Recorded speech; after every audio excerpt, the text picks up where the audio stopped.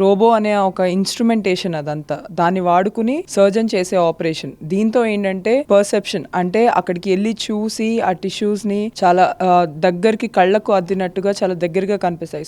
So దాంతో ఏంటంటే safety of the procedure, surgery procedure safety పెరుగుతుంది, ట్రామా తక్కువ అవుతుంది, బ్లీడింగ్ తక్కువ అవుతుంది, తొందరగా రికవర్ అయ్యి పేషెంట్ తన సొంత పనుల్లోకి ఎర్లీగా వెళ్ళగలుగుతాడు. సో హాస్పిటల్ స్టే తగ్గుతుంది. మామూలు ఆపరేషన్తో కంపేర్ చేస్తే ఆల్మోస్ట్ 50-60% స్టే తగ్గుతుంది, పెయిన్ తగ్గుతుంది. కొంచెం ఖరీదు ఎక్కువ అయినప్పటికీ ఎక్కువ రోజు ఉండాల్సిన అవసరము ఉండదు. రికవరీ ఫాస్ట్గా ఉంటుంది. తన డైలీ యాక్టివిటీస్లోకి ఎర్లీగా రెజ్యూమ్ అయ్యే ఛాన్సెస్ ఎక్కువ ఉంటాయి.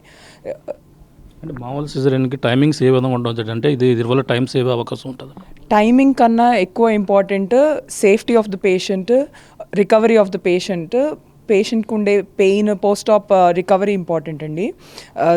టైమింగ్స్ యూజువల్గా దానికన్నా కూడా తక్కువే ఉంటాయి. బట్ కంపారిటివ్గా ఏంటంటే రికవరీ టైం చాలా తక్కువ. 24 hours 48 hours ఇంటికి వెళ్ళిపోతారు చాలామంది సర్జరీస్. కొన్ని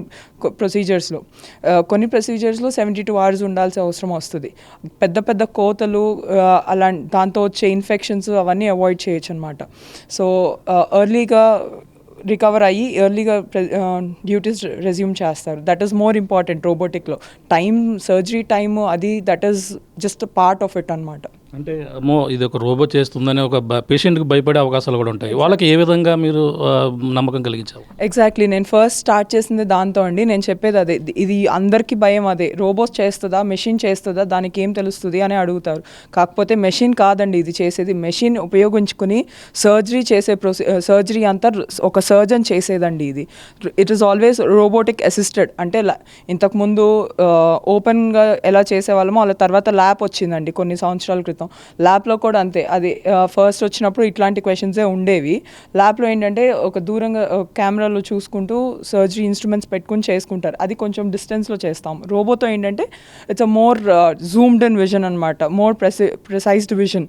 సో దగ్గరగా చూసుకుంటూ సేఫ్టీగా ప్రొసీజర్ని చేస్తాం. అంతా సర్జనే చేస్తారు, మెషిన్ ఏమీ చేయదండి. అదే నేను చెప్తుంది. అంటే ఆపరేటింగ్ అంతా మీ సర్జనే ఒక జరుగుతుంది. ఎంతమంది ఉంటారండి ఆ సమయంలో, ఆపరేషన్ చేసే సమయంలో? సర్జన్ దగ్గర ఇందాక చూపించాం కదా వీడియో, అలానే surgeon console, patient console, instrumentation ఉంటుందండి. ఇన్స్ట్రుమెంటేషన్ అంతా పేషెంట్కి పెట్టేది మేమే.